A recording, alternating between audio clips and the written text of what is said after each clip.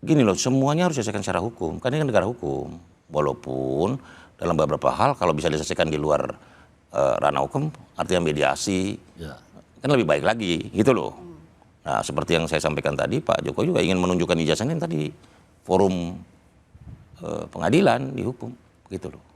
Dan biar diomongin aja. Jadi ya dengan isu ijazah ini nama Pak Jokowi terus jadi perbincangan publik. Ya sekalian tahu lah siapa yang inilah, ya kan, yang coba-coba gitu. Kalau teman-teman yang itu udah tahu. Siapa yang coba-coba? Ya usaha, namanya usaha kan. Siapa yang coba-coba usaha itu, Pak Budi Ari? Begini, isu ijazah ini kan menurut saya nggak substantif.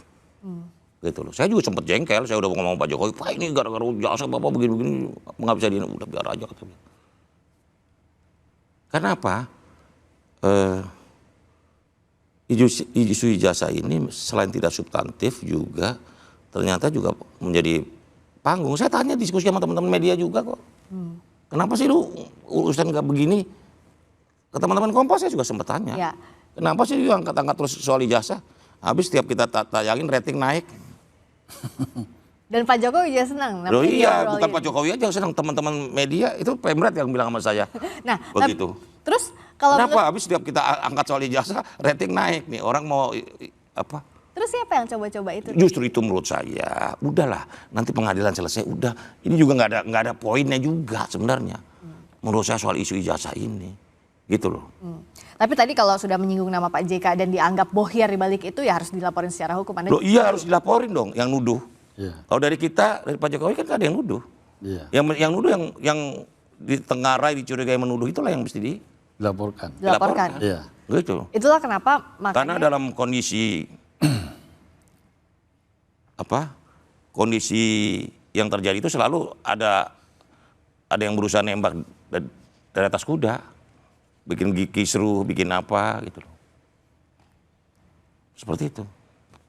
Siapa yang mau ngambil keuntungan dengan isu yang melibatkan Pak Jokowi? Itu nantilah, nanti chapter berikutnya nanti. Saya lagi kerja untuk itu. Anda menelusuri itu? Iya dong. Kenapa Anda penting? Penting dong. Karena Republik ini kok lagi kondisi begini kok selalu ada pihak-pihak yang adu sana, adu sini, adu sana. Anda melihat ada motif politik di balik upaya adu domba?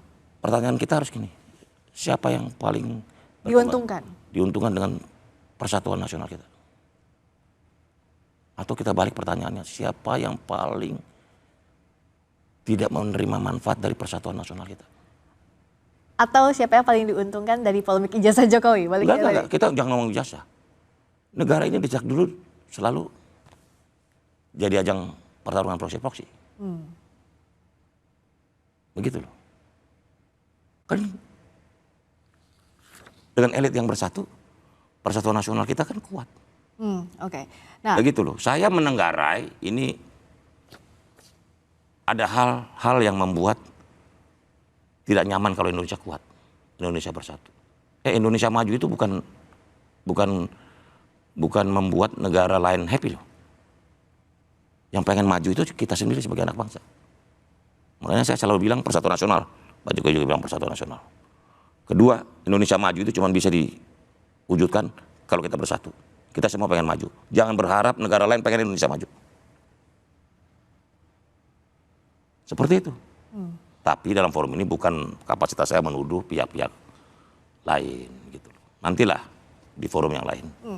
Pak JK. Tapi jangan kita sebagai anak bangsa ini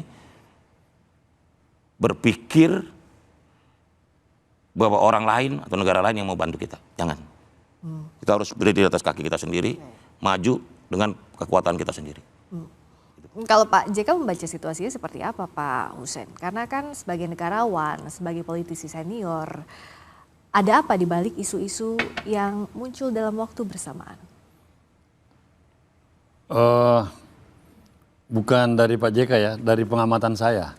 Karena saya belum terlalu banyak berkomunikasi secara lebih mendalam dengan Pak JK mengenai masalah ini latar belakangnya. Tapi kalau saya lihat memang kayak seperti bagaimana menggoyang legasi beliau yang memang menjadi trademarknya selama ini. Trademarknya itu masalah perdamaian, kemudian bisnis.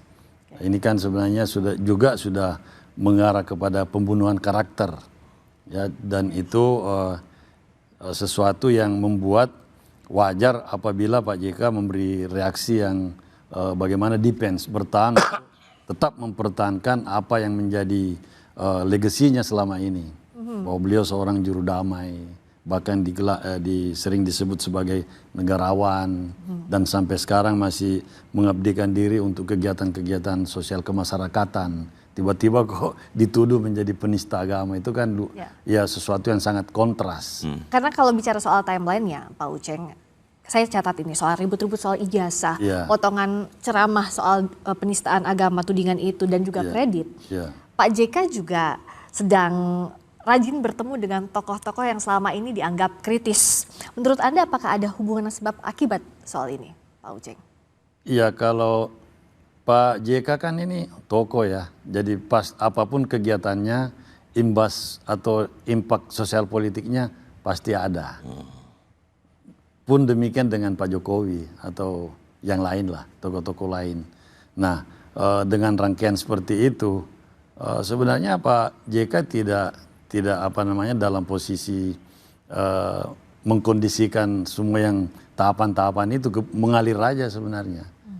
Kebetulan bulan puasa memang sering diadakan buka bersama, tamu-tamu pun sering diskusi.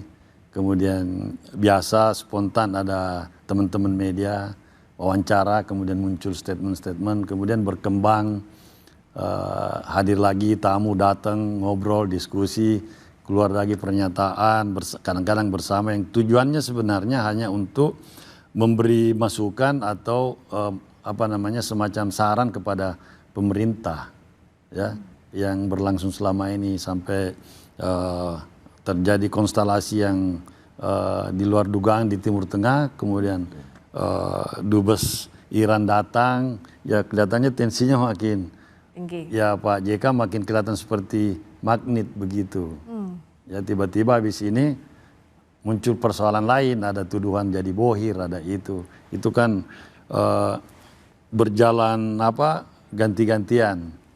Ya. Tapi ada sebab akibatnya atau tidak? Walaupun itu ya ganti-gantian tadi. Tergantung kesimpulan masing-masing kita aja. Saya tidak mau menyimpulkan. Artinya sebagai seorang kata juru bicara ya, saya menyampaikan fakta-fakta yang real yang dari Pak JK aja, yang biasa disampaikan, yang butuh dijelaskan, saya jelaskan. Tapi menganalisis secara keseluruhan situasi nasional atau politik nasional kita ini, mungkin saya tidak mau offset sampai di situ. Bahwa publik atau pemirsa punya kesimpulan masing-masing, pasti punya. Pasti punya. Saya pun punya sebenarnya, tapi saya tidak perlu kemukakan.